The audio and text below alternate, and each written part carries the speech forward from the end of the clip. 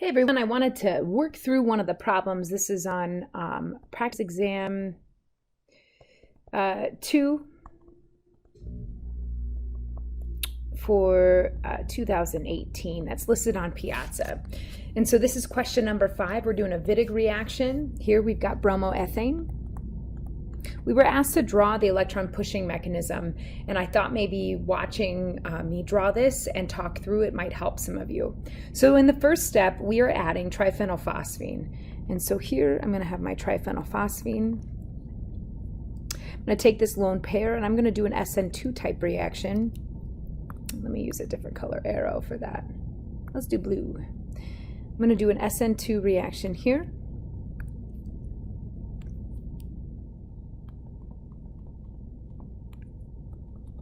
Remember to include your formal charge on the phosphorus.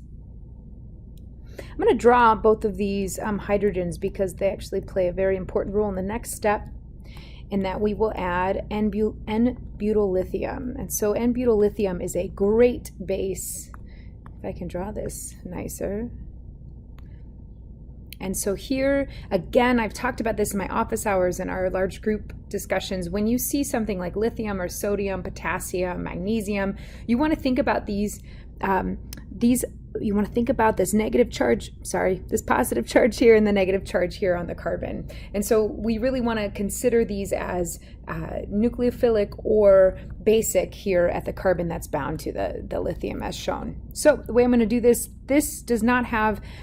phosphorus does not have, there's no electrophile here that we're gonna lose. Instead, this will act as a base. Okay. Again, let me draw that in blue. So here, I'm just going to push the electrons here on this carbon.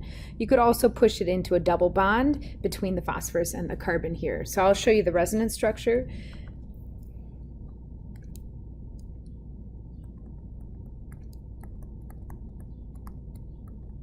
And what we just made here is our ylide. The next step of the reaction is now adding our 3-bromobenzaldehyde. So I'm going to draw this in.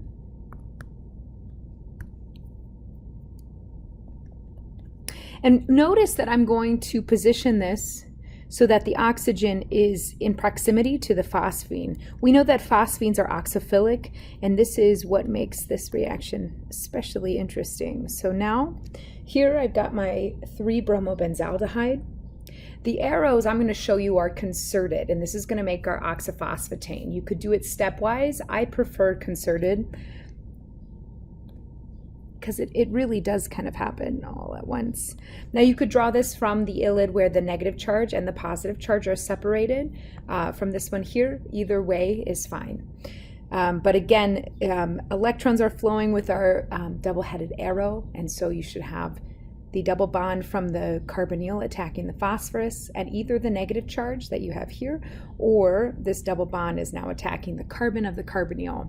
This makes sense because we know that carbonyls have a resonance structure where this carbon of the carbonyl is partially positive, or makes this partially positive. All right, so now what do we have?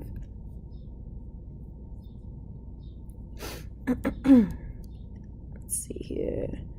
Phosphorus is now bound to the oxygen, which is bound to the carbon of the carbonyl.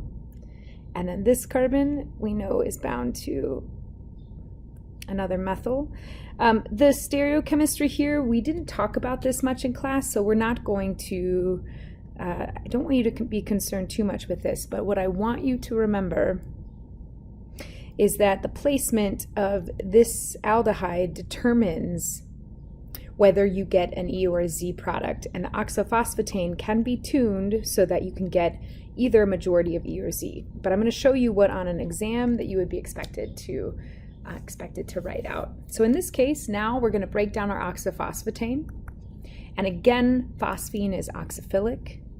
This is going to push down to make a double bond. This bond here is going to form another bond with the phosphorus. What happens is you end up getting phosphine oxide. triphenylphosphine oxide.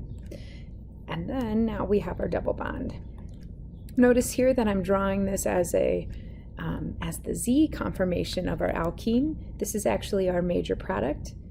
It does state this in the book as well, but again, we didn't talk a lot about how do you know which one will form. So what I'd like for you to do on the exams is I would like for you to draw both.